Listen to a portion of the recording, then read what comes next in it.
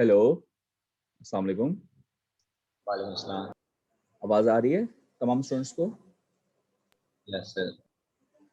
अच्छा, भाई माज़रत कि कल की क्लास आपकी नहीं हो सकी थी क्योंकि मैंने क्लास स्टार्ट की थी और एक अर्जेंट मीटिंग आ गई थी हमारे डिपार्टमेंट में, तो उसकी वजह से मुझे जाना पड़ा था और मैं फ़ारिग नहीं हो सका था तकरीबन 10:30 पौने 11 तक। मतलब ये कि आपकी क्लास के साथ-साथ सेक्शन ए की क्लास भी नहीं ले सका था। और पीएफ की क्लास हुई थी कल आपकी? मेरे ख्याल से वो भी नहीं हो पाई होगी। पीएफ हुई थी अली? नहीं सर। हाँ, तो वो सर मेरे साथ ही थे। तो खैर, तो उसकी चले हम कंपनसेट कर लेंगे। तो आज हम क्लास स्टार्ट कर लेते हैं। लास्ट क्लास में हमने कहाँ तक अपनी बात कंप्लीट की थी? हम लोगों ने सर क्विज किया था। अच्छा सही है। नहीं नहीं, क्विज तो किया था। क्विज तो मैंने चेक करके, अच्छा वो मिल गया ना क्विज सबको? जी सर। ठीक है। क्विज हमने किया, हमने कॉम्प्लेक्स नंबर सिस्टम हम कर रहे थे, ठीक है ना? Yes sir. हम सर कॉम वो जो आप जिस बुक से पढ़ाते थे वो मिल नहीं रही, अगर आप सेंड कर दें। ऑनलाइन नहीं मिल रही। ठीक है, चलें। पहले मैं ये वीडियो लगाता हूँ, मेरी जो अभी मैंने लेक्चर हुआ है, और आपको शेयर करता हूँ। बुक मैं आप लोगों से शेयर कर लूँगा, ठीक है? Thank you sir. मतलब मैं स्लेट पे डाल दूँगा।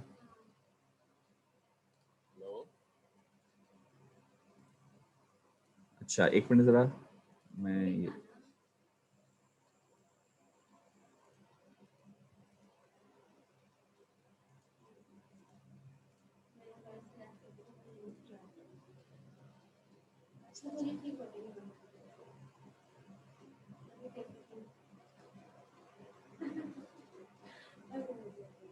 ये मैं स्क्रीन शेयर कर रहा हूँ, देखिएगा। जी, स्क्रीन नज़र आ रही है? No sir. जी, अब आई स्क्रीन नज़र? Yes sir. अच्छा, साउंड बताइएगा, साउंड आ रहा है? Yes sir. अरे, अभी तो साउंड भी नहीं गया। यस सर पहले ही कह दिया। अब बताएं साउंड। यस सही सर। आ रहा है सर। हाँ, क्लास सब लेक्चर नज़र आ रहा है ये complex number system? Yes sir, आ रही है आवाज। हाँ, वीडियो की आवाज़ आ रही है ना? मेरी आवाज़ नहीं, वीडियो की आवाज़ तो मैंने अभी ऑन की थी, यस आ रही सर। थी ना?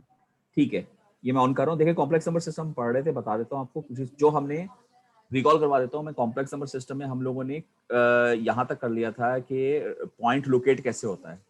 कर लिया था कि नहीं कर लिया था? और कोऑर्डिनेट, यानी कोऑर्डिनेट दिए हो तो पॉइंट लोकेट कैसे होता है, या पॉइंट जब आपको लोकेट करवा दे तो उसके कोऑर्डिनेट क्या होते हैं, यहाँ तक हमने कर लिया था। एग्री? सर। और वैल्यू ऑफ जे से हमने काम शुरू करना था। तो चलें स्टार्ट करता हूँ। Yes sir. अच्छा अच्छा, इसमें हम लोगों ने ये लास्ट क्लास में स्टार्ट कर लिया था अगर आपको याद हो। और हम लोगों ने ये कॉम्प्लेक्स प्लेन स्टडी कर लिया था, कोऑर्डिनेट सिस्टम स्टडी कर लिया था, पॉइंट्स की लोकेशन, और ये न्यूमेरिकल, यहाँ तक हमने काम कर लिया था। बताइए, याद है आपको? यहाँ तक हो गया था ना काम, जिसमें हमने बताया था कि कॉम्प्लेक्स नंबर क्या चीज़ होती है। एक रियल पार्ट होता है और उसका एक इमेजिनरी पार्ट होता है, ठीक है ना? रियल पार्ट और इमेजिनरी पार्ट की कॉम्बिनेशन को हम क्या कहते हैं? कॉम्प्लेक्स नंबर कहते हैं। उसके प्लेन को हमने क्या बताया था कि जो हमारा एक्स एक्सिस होता है that contains all the real points, ठीक है? और जो हमारा वाई एक्सिस होता है ये किस पे है? प्लस जे, माइनस जे। ये बेसिकली आयोटा का इक्विवेलेंट है। ये भी हमने पढ़ा था कि जिस तरह से कॉम्प्लेक्स नंबर में आपने लोअर क्लास में पढ़ा था कि इमेजिनरी को आयोटा से रिप्रेजेंट करते हैं, और आयोटा की अपनी वैल्यू होती है -1 का स्क्वायर रूट, ठीक है? तो यहाँ पर हम इलेक्ट्रिसिटी के डोमेन के अंदर हम आयोटा को बस सिर्फ रिप्लेस कर देते हैं जे से। इसको जे ऑपरेटर कहते हैं, ठीक है? तो हम जे ऑपरेटर से रिप्लेस करते हैं, और है ये वही चीज़, यानी एक तरह से आयोटा ही है, बस आयोटा लिख नहीं रहे हैं इसको। इसका मतलब जे की वैल्यू कितनी होगी? -1 का स्क्वायर रूट, ठीक है? और ये इसका रीजन भी मैंने बताया था कि इलेक्ट्रिसिटी के अंदर जो करंट होगा आपका ऑल्टरनेटिंग करंट, वो स्मॉल इटैलिक आई से रिप्रेजेंट किया जाएगा।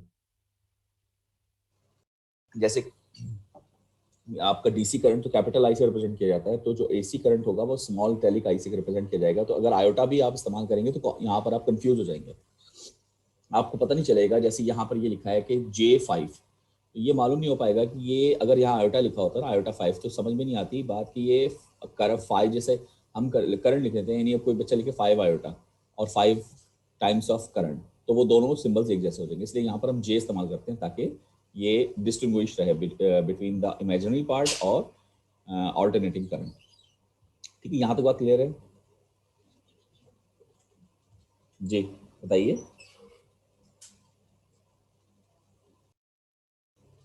Hello yes sir. जे किसके बराबर होगा बताइए? अभी बताया नहीं था मैंने, जे और आयोटा एक ही चीज है, उनकी वैल्यू किसके बराबर होती है? जी सेक्शन बी स्टूडेंट्स, जरा आप बताएं जे की वैल्यू क्या होगी जी? Under radical -1। दोबारा बोलो, आराम से, बहुत तेज बोल गए, समझ में नहीं आया क्या कहा। सर √-1। बिल्कुल सही आंसर, स्क्वायर रूट -1, क्योंकि मैंने अभी बताया कि आयोटा ही जे ऑपरेटर है, यही बताई थी ना बात, जे और आयोटा में कोई डिफरेंस नहीं, तो ये इसकी वैल्यू भी होगी स्क्वायर रूट -1। अब मैं सेक्शन ए से मैं पूछता रहा हूँ, बल्कि फिर मैंने उनको बड़ा गुस्सा किया, जवाब ही कोई नहीं दिया था क्योंकि लॉगिन करके सब सो रहे थे। खैर फिर सबको मैंने उठाया बारी बारी, तो आप लोग भी भाई सोना नहीं, मैं उठाता रहूंगा बीच में। मैं ये भी चला रहा हूँ, थोड़ा सा फॉरवर्ड कर रहा हूँ ताकि आप -1 से आगे काम करें।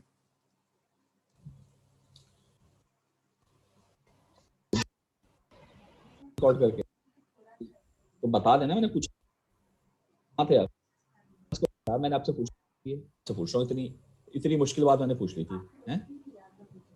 जी, जे की वैल्यू क्या है? स्क्वायर रूट ऑफ -1, क्योंकि आयोटा यही होता है।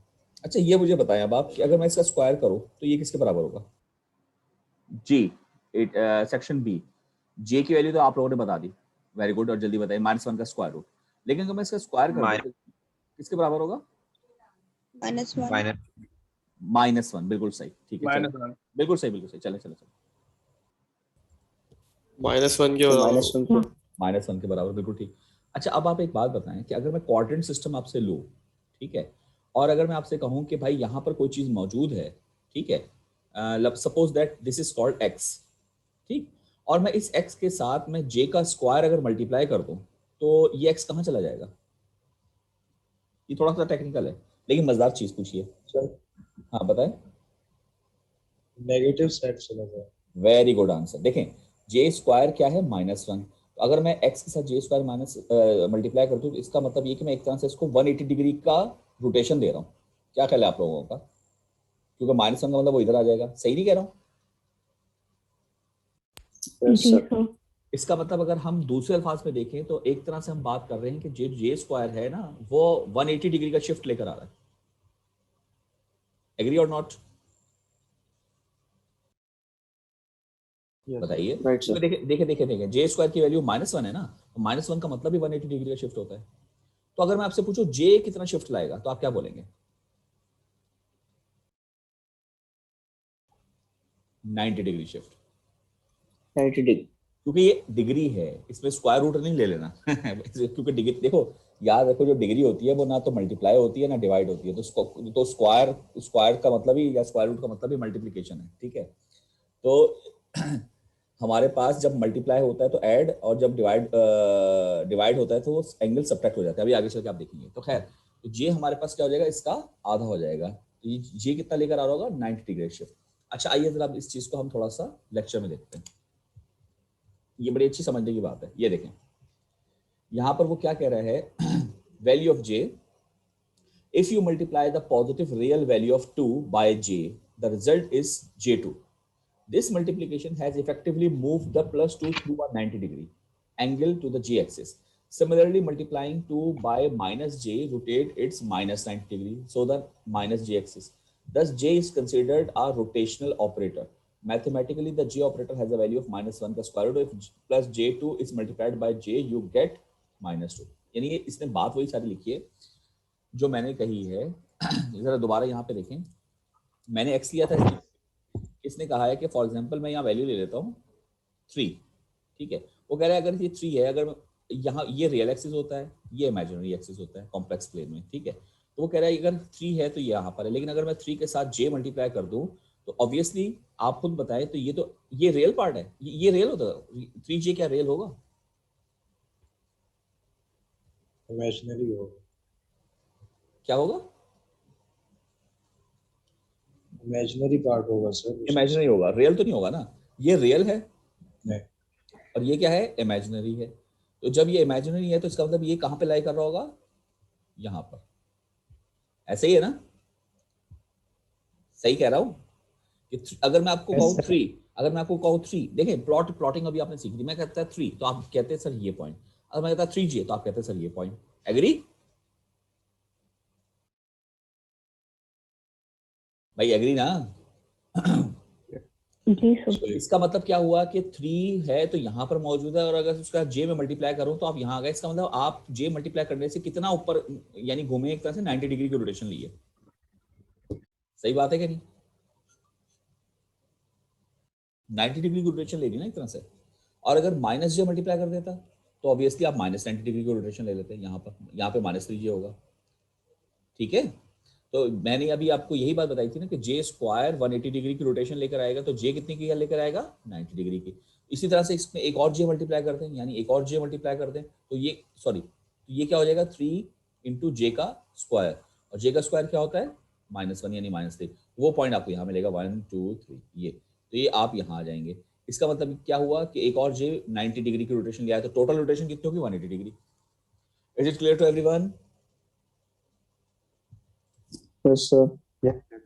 तो ये बड़ी इंपॉर्टेंट स्लाइड है, इसको याद रखिएगा। वैल्यू ऑफ जे किस तरह से कैलकुलेट होती है कि वैल्यू ऑफ जे जो है वो एक जे 90 डिग्री की सेक्शन बी स्टूडेंट्स, ये क्लियर हो गया आपको जे की वैल्यूज? Yes sir. यस जी सर। हाँ चलें ठीक है।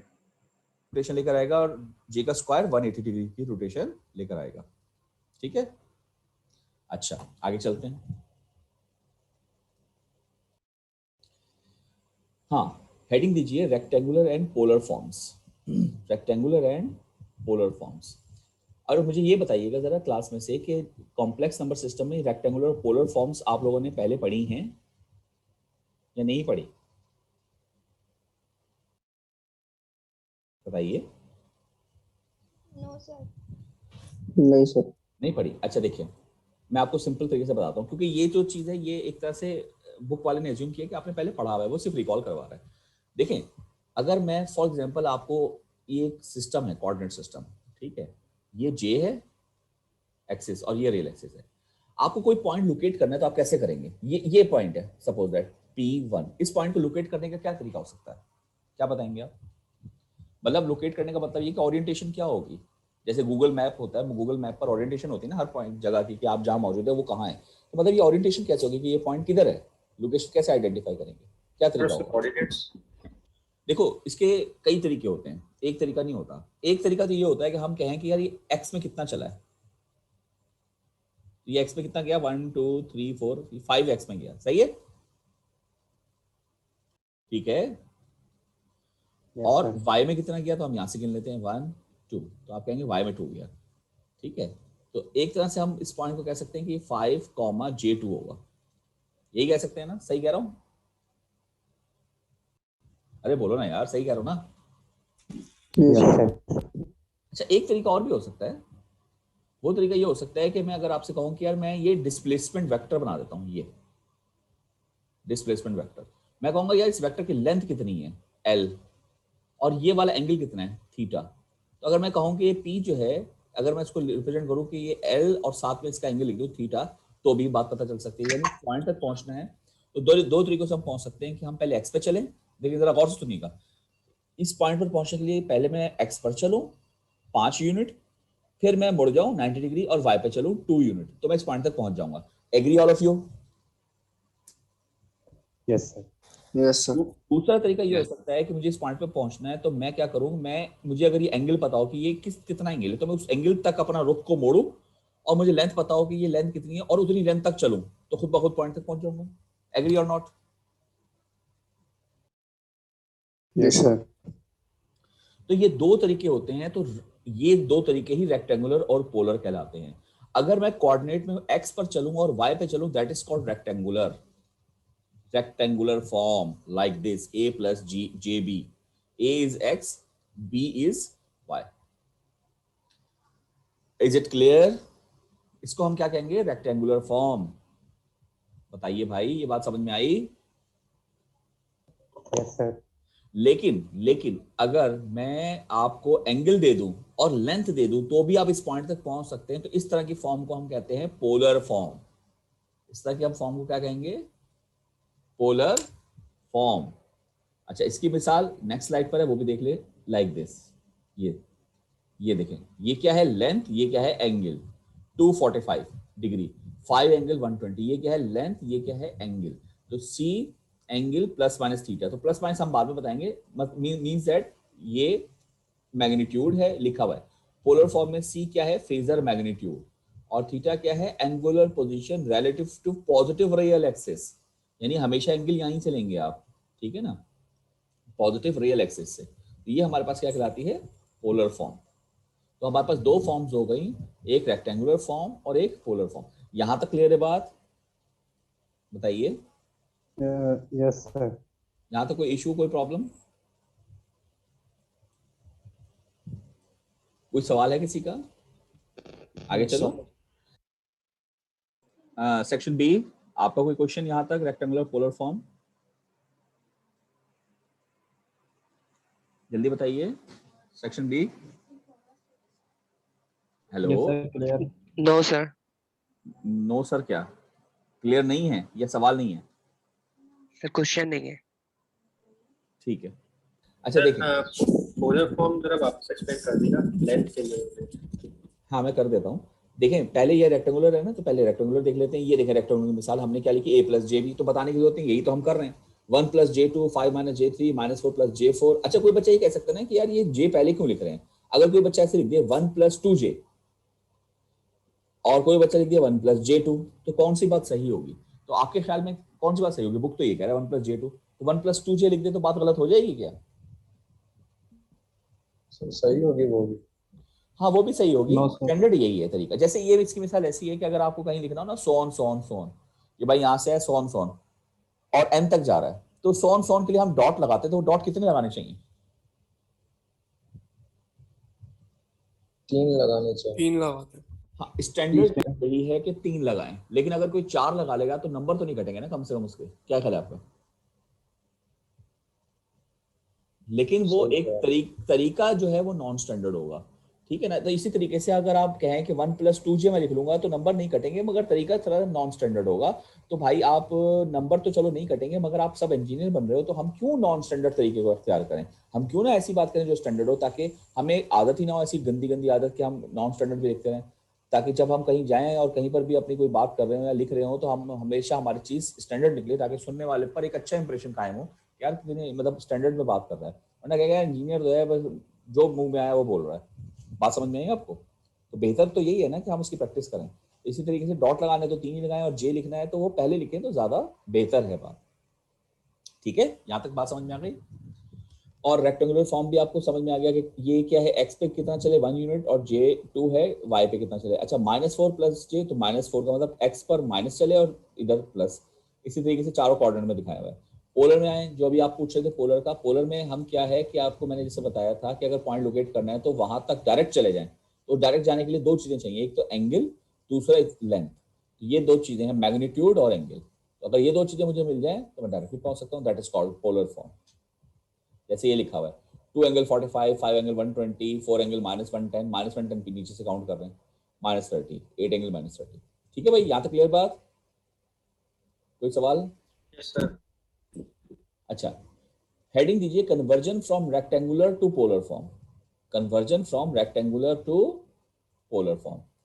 हेडिंग दीजिए कन्वर्जन फ्रॉम, यानी रेक्टेंगुलर आपको दिया हुआ हो और पोलर में आपको जाना हो, पोलर फॉर्म, तो कैसे होगा? तो आइए जरा इधर इसी पे पहले मैं आपको बताता हूँ ताकि आपको कॉन्सेप्ट समझ में आ जाए. एक बात बताएं, ये थोड़ा छोटा सा बनाया हुआ है, मैं थोड़ा सा ना एक बड़ा बना देता हूँ. ये आपके पास फॉर एग्जांपल 1 2 3 4 5 है, सही है, और 1 2 3 ये है पॉइंट. तो इस पॉइंट के कोऑर्डिनेट कितने होंगे पता है? क्या हो गया कोऑर्डिनेट इस पी के? 5, J3. 5, J J3. J3 सही है, सही लिखा? Yes, sir. Yes, sir.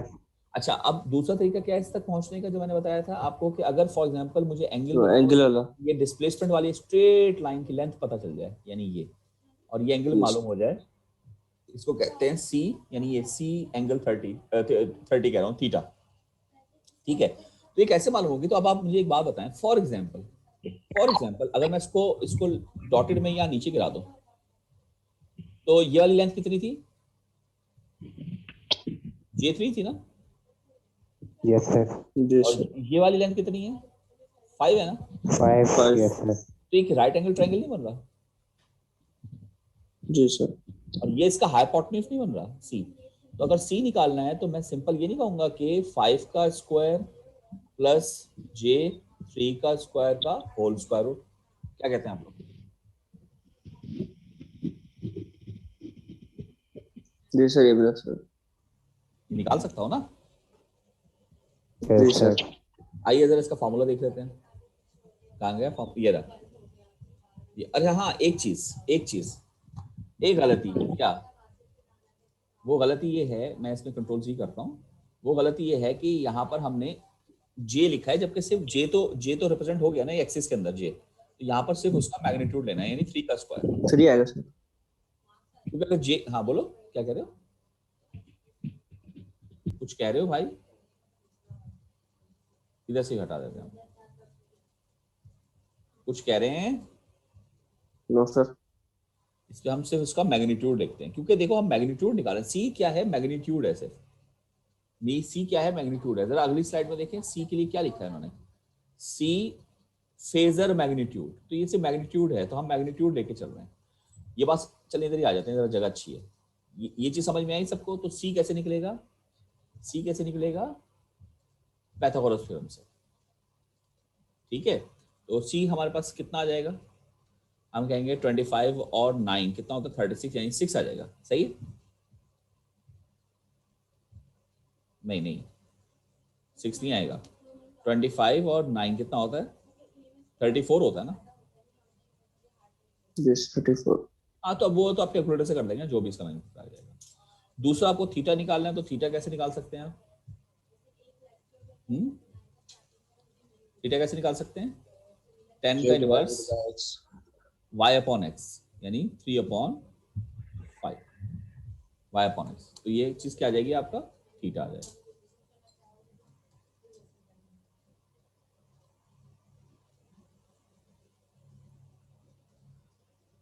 ठीक है, यहां तक क्लियर बात? Yes sir. अच्छा, इसमें मैं अगर आसान ले लूं ताकि आपकी वैल्यूज चले छोड़े, बस ठीक है। आसान क्या? ठीक है, आसान तो ऐसे ये था कि अगर फॉर एग्जांपल मैं यहाँ पर दोनों वैल्यूज जो है ना, वो मैं क्या लेता, फिर भी आसान नहीं होता। मैं सोच रहा था अगर मैं 1 ले लूं तो 1 का भी 1 स्क्वायर रूट 2 आ जाएगा ना। खैर, मैथड समझना है असल चीज। ये चीज समझ में आ रही सबको? अच्छा, अब मुझे एक बात बताएं, अगर हमने इसका रिवर्स करना हो, यानी ये तो हम गए हैं कहाँ से कहाँ? रेक्टेंगुलर से कहाँ गए हैं? पोलर में। रेक्टेंगुलर से पोलर में गए ना, तो अगर पोलर से रेक्टेंगुलर में जाना हो तो क्या करना पड़ेगा? तो जाहिर है आपको ये चीज गिवन होगी, C एंगल थीटा, यानी ये C होगा, ये थीटा गिवन होगा, और आपको क्या निकालना होगा? X और Y, जिसको यहाँ पर इन्होंने A B कहा है, तो हम भी चले A B ले लेते हैं। A और B, A B कह रहे थे ना ये भाई? सही कह रहा हूँ? Yes, sir. Yes sir. तो ये भी राइट एंगल ट्रायंगल से निकल आएगा। कैसे निकल आएगा?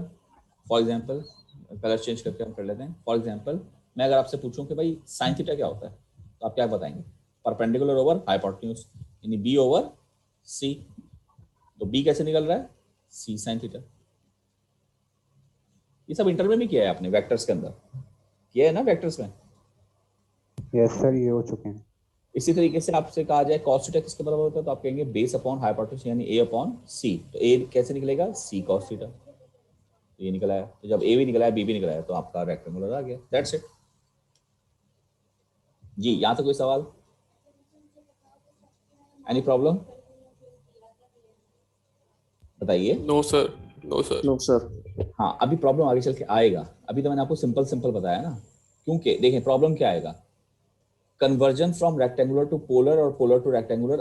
पोलर से रेक्टेंगुलर में जाने में कोई प्रॉब्लम नहीं है, क्योंकि पोलर से रेक्टेंगुलर में जाएंगे तो आप ए भी निकालेंगे, लेकिन जब रेक्टेंगुलर से पोलर में जा रहे हैं, जो पहला मेथड था उसमें आप देखिए सी के आगे ये प्लस माइनस थीटा लिखा है। प्लस माइनस की कहानी मैंने अभी आपको नहीं सुनाई कि एंगल में कौन सा साइन आएगा, तो ये कहानी मैं अभी थोड़ी देर में डिस्कस करूंगा जब हम न्यूमेरिकल करेंगे, यहाँ पर प्रॉब्लम बनेगी। देखिए यहाँ पर इन्होंने प्लस माइनस का कुछ डिस्कस करने की कोशिश की है, ठीक है ना, वो हम डिस्कस बाद में करेंगे, अभी आप रहने दें इसको, ठीक है। हाँ, ये चीज तो फौरन ही आ गई। चलो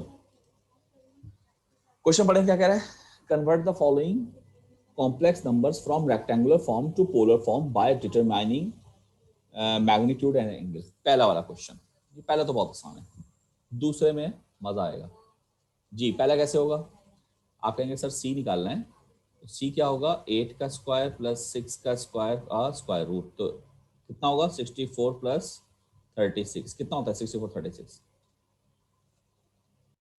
हाँ सर 100 10 आंसर 100, और 100 का स्क्वायर रूट 100 10 ठीक है। अच्छा यहाँ पर एंगल आप निकालेंगे, एंगल क्या होगा, 10 इनवर्स 6/8, यही होगा। तो जरा करें 10 इनवर्स 6/8 कितना होता है,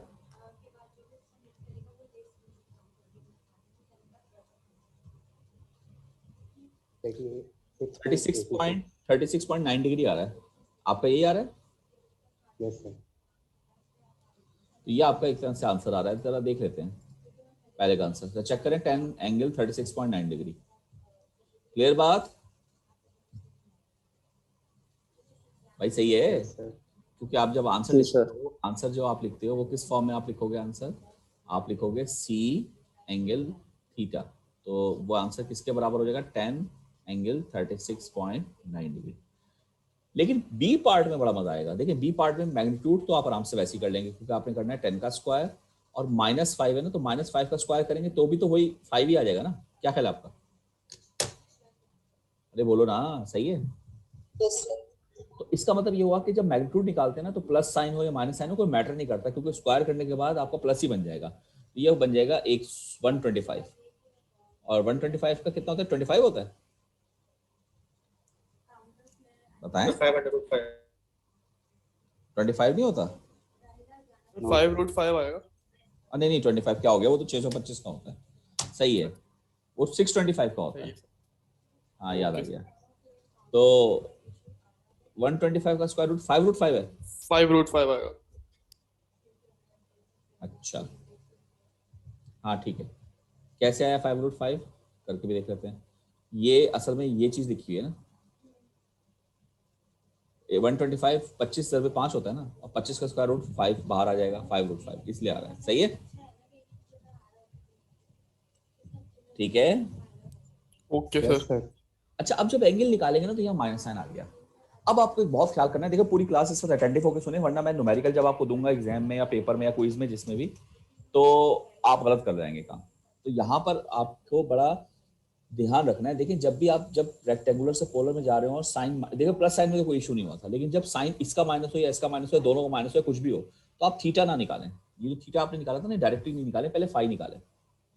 फाई कैसे निकलेगा, आप कहेंगे सर 10 इनवर्स फाई, यानी जो थीटा का फॉर्मूला बेसिकली उसको फाई का फॉर्मूला बना दें, आप कहेंगे फाई इनवर्स, और हाँ अब बताएं न्यूमरेटर डिनोमिनेटर में क्या रखूंगा, -5/10 हाँ लेकिन माइनस साइन ना लें, सिर्फ 5/10 यानी एब्सोल्यूट वैल्यूज लें, माइनस साइन को हम बाद में डिसाइड करेंगे थीटा निकालते हुए। देखिए आपका आंसर किसमें आना चाहिए, आंसर आपका आना चाहिए सी एंगल थीटा। अभी आप थीटा नहीं निकाल रहे, अभी आप फाई निकाल रहे हैं। थीटा जब निकालेंगे तो प्लस माइनस का फैसला करेंगे, फाई निकालते हुए सिर्फ वैल्यू निकालनी है। तो आप सिर्फ ये जरा ध्यान से समझिए कि आपने माइनस साइन नहीं लेना। तो अब बताएं इसका आंसर क्या आ रहा है फाई का, 26 हाँ कितना आ रहा है 36.5 26.6 यार है, बस यहां तक निकाल लिया। लेकिन आपको तो थीटा चाहिए, सी निकाल चुके हैं, थीटा भी आपको निकालना है। थीटा कैसे निकालूंगा, अब बुक वाले ने दिए में फॉर्मूले, तो फॉर्मूले कैसे इस्तेमाल करने हैं देखें, वो कह रहा है कि आपके पास दो चीजें हो सकती हैं, एक तो ये लिखा हो सकता है, एक ये लिखा हो सकता है, एक ये लिखा हो सकता है, एक ये लिखा हो सकता है। क्या ख्याल है, सही लिखी है मैंने चार कॉम्बिनेशन? Yes sir. तो उसने इसके लिए अलग फार्मूला बताया, इसके लिए अलग बताया, इसके लिए अलग बताया, इसके लिए अलग बताया, यानी आपको कितने फार्मूले याद करने पड़ेंगे? 4। ठीक है, यस सर। मगर मैं आपको एक तरकीब बताऊंगा जिससे आपको कोई भी फार्मूला याद नहीं करना, डायरेक्ट आप निकाल लेंगे। वो तरकीब ये है कि आप एक काम करें, कोऑर्डिनेट सिस्टम बना लें। ऐसे ये फार्मूले से याद करने से बेहतर सिर्फ कोऑर्डिनेट सिस्टम बना लें। यहाँ पे जे आएगा या माइनस जे आएगा, ये रियल पार्ट है।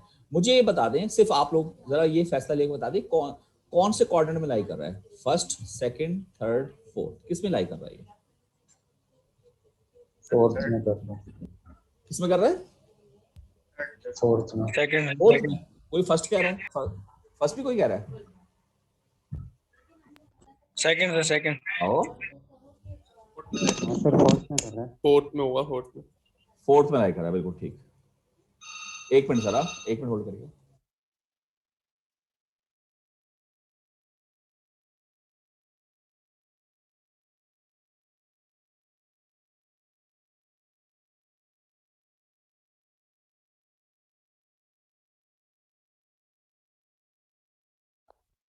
हाँ जी सर। सर अब आपको ये करना है कि ये जो एंगल है इसको फोर्थ में यानी ये मैं ये कहना चाह रहा हूँ कि जो फाई है ना, ये फोर्थ में लाई कर रहा है। ठीक है ना, ये किस में लाई कर रहा है? फोर्थ में लाई कर रहा है। तो फोर्थ में लाई कराने के लिए अब आपको क्या करना है, इसके यानी कि एक तरकीब तो ये कि हम यहाँ से चलेंगे ऐसे, मगर आपको जानते हैं ना, आपने हमेशा क्या पढ़ा था कि आप काउंटर क्लॉकवाइज जब चलते हैं तो उसको पॉजिटिव एंगल लिया जाता है। ये बात शुरू में मैंने बताई थी। काउंटर क्लॉकवाइज चलेंगे तो उसका एंगल क्या लिया जाएगा? पॉजिटिव। यहाँ तक बात क्लियर? Yes sir. तो आप ये करेंगे कि आपको सिर्फ ये देखना है कि इस एक्सिस पर यहाँ पर एंगल फोर्थ के लिए क्या है, और इस एक्सिस में यहाँ पर एंगल यहाँ तो 180 होता है, चाहे सेकंड हो या थर्ड हो। यहाँ कितना होता है? 0 या 360 डिग्री।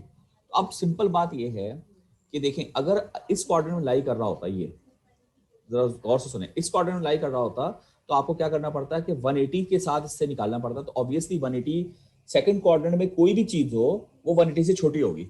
एग्री करते हैं? सेकंड क्वाड्रेंट में कोई भी चीज हो वो 180 से क्या होगी? बताओ मेरी बात। छोटी होगी। Yes sir. तो जो भी एंगल आप फाई का निकालेंगे वो 180 में से माइनस कर देंगे आप, तो आपका एंगल सेकंड क्वाड्रेंट का आ जाएगा। अगर चीज थर्ड क्वाड्रेंट में लाई कर रही हो तो आप क्या करेंगे? 180 में वो जो भी फाई निकालेंगे वो 180 में क्या करना पड़ेगा आपको?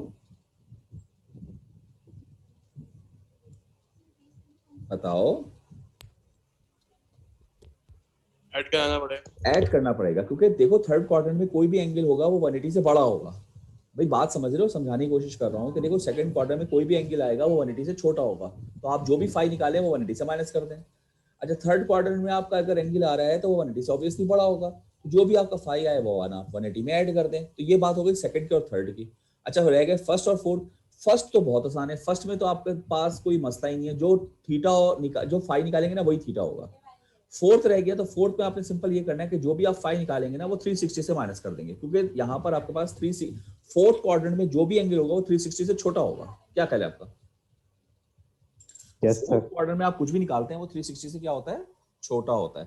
तो आप थीटा यहाँ पे निकालेंगे इस तरीके से कि आप कहेंगे 360 माइनस 5, तो कितना आएगा बताएं थीटा?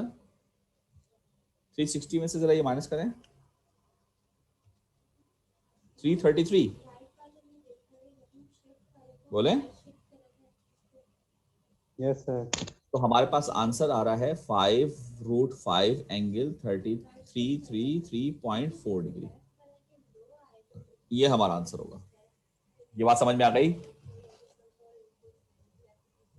बोले। Yes sir. Yes sir. अच्छा, इसमें एक बच्चा ये कह सकता है, देखें थोड़ा सा इसमें कंफ्यूजन हो सकती है। देखिए 180 वाले में तो कोई कंफ्यूजन नहीं, ये क्योंकि इसमें एक ही एंगल है। ये बात तो समझ में आ गई ना कि अगर सेकंड क्वाड्रेंट होगा तो 180 से माइनस कर दो, थर्ड होगा तो 180 में ऐड कर दो। यहाँ तक क्लियर? बोलो। Yes sir. जी सर। अच्छा, यहाँ पर बच्चा कह सकता है सर 360 क्यों ले रहे हैं, 0 ले लें। 0 भी तो है ना ये जगह। अरे बोल दो ना यार, सही कह रहा हूँ। जी सर। अब Yes, आप एक sir. काम करें, आप जीरो लेके भी कर सकते हैं, वो भी काम ठीक है। लेकिन जब जीरो लेऊंगा तो मैं क्या करूंगा, फोर्थ क्वाड्रेंट में जो भी चीज होगी वो जीरो से नीचे होगी ना। तो ठीक। थीटा थीटा मैं जब निकालूंगा sir. तो जीरो में से माइनस करूंगा तो आंसर मेरा क्या आएगा, -26.6 डिग्री। ये आना चाहिए, जी सर। यानी इसके बजाय ये आना चाहिए। और अगर फर्स्ट क्वाड्रेंट में होगा तो वही आना चाहिए। अच्छा, फर्स्ट क्वाड्रेंट में होगा तो क्या आना चाहिए, जीरो ऐड कर दो उसमें, तो वही आंसर आएगा जैसे हमने यहाँ किया था। यहाँ कैसे जीरो ऐड किया ना, या 360 ऐड कर दो। 360 ऐड करूंगा तो भी वही होता है, क्योंकि 360 उसका उसका क्या होता है, साइकिल होता है। जब साइकिल कंप्लीट हो जाता है तो रिपीट ही कर रहा होता है अपने आप को, तो वो 0 डिग्री ही है एक तरह से।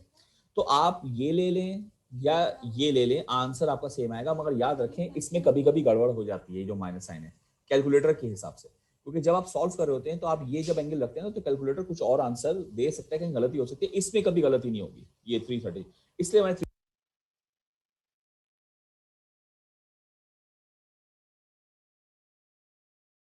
हेलो, आवाज आ रही है आप लोगों को? जी सर। हाँ, यहाँ तक कोई सवाल है, बताइए। No sir. अच्छा, ये मीटिंग का टाइम अभी थोड़ा सा रहता है, चलें अभी 1 मिनट जब होगा फिर मैं बंद करता हूँ, ठीक है?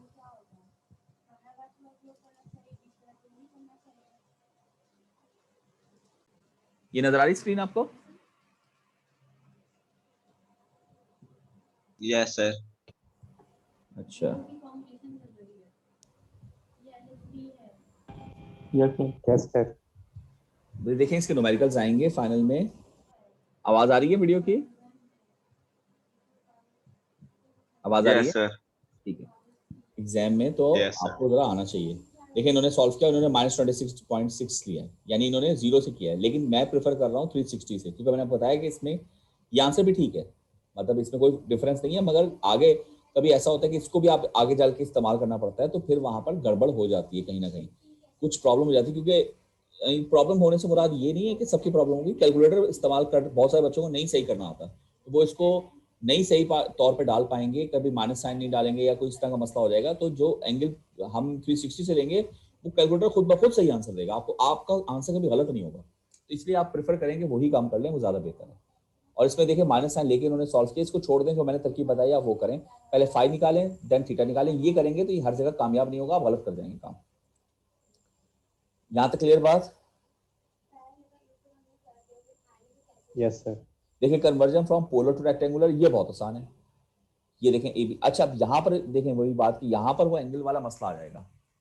मेरा वाला जो फॉर्मूला है ना 333 वाला, उससे आप जब इसको दोबारा पोलर में कन्वर्ट यानी रेक्टेंगुलर में कन्वर्ट कर रहे होंगे तो आपकी बहुत आसानी हो जाएगी, क्योंकि आपने सिंपल क्या करना है कि कॉस और साइन में डालना है और आपका आंसर आना है। अदरवाइज बड़ी प्रॉब्लम हो जाएगी आपको, ठीक है? Yes, sir. इसकी कोई मिसाल अगर हम लें, एक minute,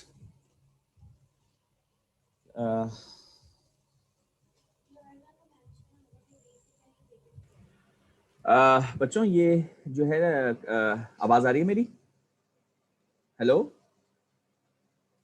section B. Yes sir. जी सर। ये टाइम खत्म हो रहा है, मैं दूसरी मीटिंग शुरू कर रहा हूँ और अटेंडेंस एंड में होगी, ठीक है? तो आप लोग जल्दी से आ जाएं।